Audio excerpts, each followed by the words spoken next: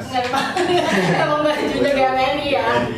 Oke, dan tadi kan kita sempat juga membahas gitu di awal mengenai tema kita, perkuat kader untuk usung misi pemulihan ekonomi kerakyatan. Di masa pandemi seperti ini tentunya juga kita merasakan ya dampak ekonomi gitu ya, merasakan banget kayaknya Roma ya. Sulit mencari apa? Penghasilan. Bukan yang lain-lain juga ya. Tapi kayaknya itu juga jadinya semuanya itu kayak saling berkaitan gitu. Kalau ekonomi ini udah turun ya. Nah, katanya GMI ini akan mendukung program pemerintah Kota Bandar Lampung dalam membangun UMKM. Apa nih dukungan yang diberikan GMI? Kita kawan-kawan GMI per hari ini tidak hanya mengkritisi kebijakan yang tidak baik, tapi kita punya sisi mengapresiasi kebijakan pemerintah yang memang baik untuk rakyat. Makanya kita hari ini update terus, Pemkot kita itu selalu memajukan UMKM di tengah pandemi COVID.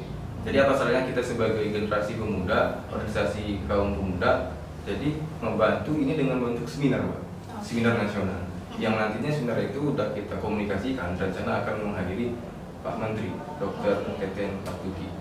Jadi salah satu nanti yang akan datang gitu ya di seminar itu adalah Menteri, Pak Menteri. Sedang diusahakan untuk kita bangun komunikasi. Oke, mudah-mudahan nanti bisa deal, bisa hadir gitu beliau ya. Oh jadi ini kan kadang ya organisasi kemahasiswaan gitu biasanya kan memang mengkritisi apa-apa nih yang kebijakan-kebijakan pemerintah, Pemkot gitu kayaknya memang salah semua di mata mereka gitu ya. Tapi ini GMI hadir gitu untuk mendukung. Ini memang benar-benar kalian memang mau mendukung karena memang programnya baik atau ada apa di balik apa nih? Coba Roma. Kita apa ya? Kita sebagai generasi muda jangan selalu berburuk sangka. Kita kan belajar itu tidak selalu mengkritisi aja, tapi kita juga bertanya peran apa yang sudah kita lakukan di hari ini. Nah di hari ini GMI siap hadir dalam dan siap berkolaborasi dengan pemerintah kota bahwa kami mengapresiasi itu baik. Karena seperti sekarang hampir di Kota Bandar Lampung aja ada 118.000 yang terdaftar di UMKM. Belum tentu masih ada yang belum terdaftar. Toh banyak sekali bantuan-bantuan yang belum mungkin disampaikan. Kalau kawan-kawan update ya tentang Kota Epas per hari ini, beliau sangat antusias, serius, benar-benar serius dalam mengembalikan keterpurukan ekonomi kita di tengah pandemi COVID, khususnya di Bandar Lampung. Beliau sudah melakukan kerjasama dengan Mandiri contohnya, pinjaman tanpa bunga. Terus beliau September kemarin sudah menyalurkan alat mesin kopi. Kemarin kalau nggak salah itu 382, mungkin hari ini lebih. Kemudian kita sama-sama tahu di Taman Bung Karno sudah disiapkan lapak. Jadi kan itu baik, tidak hanya selalu buruk. Terlihat gitu nyata. Nyata. Jadi GMI hadir agar percepatan itu lebih cepat. Ya, tidak hanya fokus mempercepat mengatasi COVID, tapi dampaknya itu tidak hanya tentang kesehatan, tapi faktor ekonomi tadi. Jadi ini salah satu misi kalian misi ya? Kita dengan kawan-kawan kader GMI ini di Bandar Lampung ya siap hadir di bidang itu.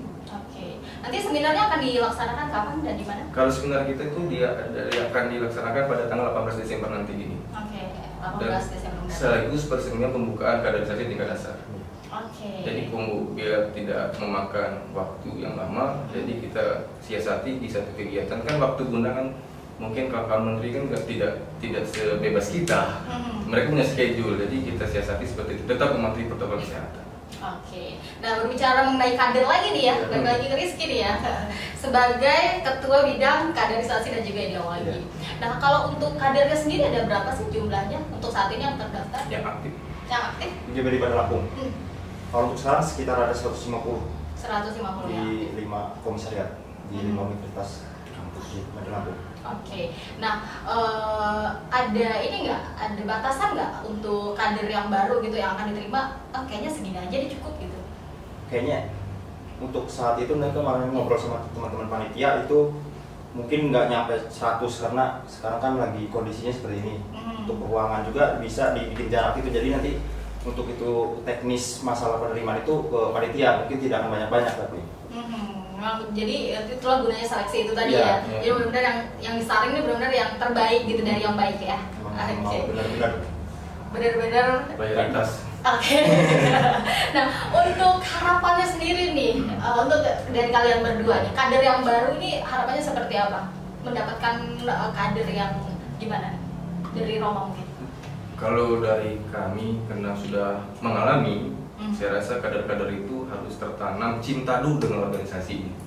Kalau cinta itu sudah tumbuh dan rasa nyaman itu sudah melekat, mau sebagaimanapun dinamika organisasi, beliau tetap bertahan.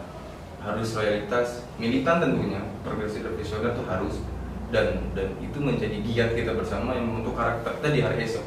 Ada pepatah sih, hari esok akan terjadi apa yang kita lakukan seperti hari ini. Jadi kalau kita hari ini melakukan yang terbaik, ya saya rasa kita sama-sama tahu hasilnya, walaupun semua itu sudah ditentukan sama Allah. Rizky, apakah setuju atau ada pendapat lain? Harapan Rizky terhadap kader yang baru ini? Kalau untuk saya sebagai pengurus cabang juga, bahwasanya kaderisasi ini kan fokusnya adalah pendalaman materi mengenai asas perjuangan GMNI, yaitu Marxisme. Saya berharap kepada calon-calon kader GMNI nanti dapat berpikir menggunakan asas Marxisme sebagai metode berpikir dalam perjuangan, dalam setiap perjuangan. Dan saya berharap bahwa teman-teman GMNI nanti dapat berpikir seperti Bung Karno, dapat melihat situasi, kemudian menganalisis dan memberikan solusi. Karena setiap zaman kan berubah, kita tidak mungkin menggunakan metode-metode lama karena tidak relevan dengan masa kini. Jadi saya berharap dapat berpikir seperti Bung Karno. Jadi itu harapannya untuk kader-kader yang baru ya, yang siap untuk disambut dengan kakak-kakaknya nih ya. Karena pendaftaran sekali lagi sampai dengan 18 Desember. 16. Oh, 16. 18 sudah acara utama. Oke. Sampai tanggal 16 Desember pemirsa, teman-teman adik-adik semuanya yang ada di rumah ataupun juga lagi menonton live IG Monet TV saat ini ya. Halo semuanya.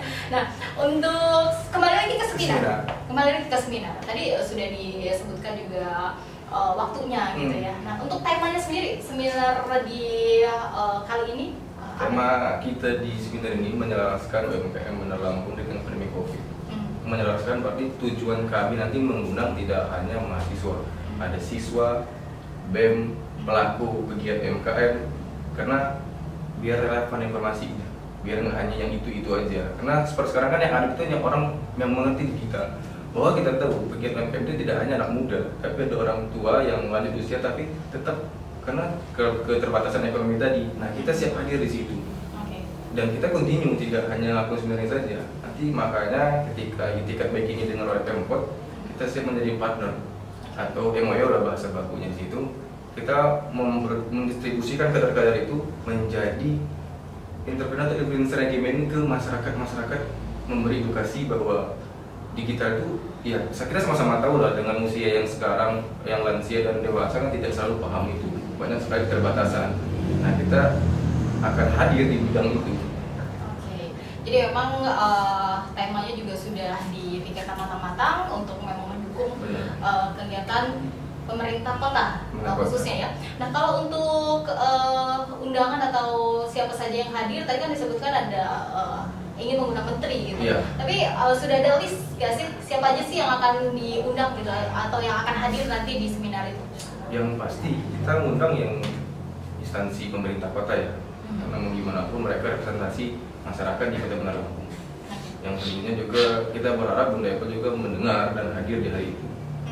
Kemudian juga ada nanti ada PA GMI yang nantinya representasi GMI Benar Lampung. Terus juga ada pegiat UMKM yang menjadi representasi sudah mampu dan mengerti. Dan juga adalah jenjang-jenjangan yang kita undang sebagai lembaga atau instansi representasi masyarakat di Kota Benar Lampung. Nah, kalau tadi disebutkan bahwa kalian tuh mendukung program pemerintah, apakah memang seminar ini salah satu bentuk dukungan kalian atau memang ada dukungan lainnya yang akan diberikan kepada pemerintah kota?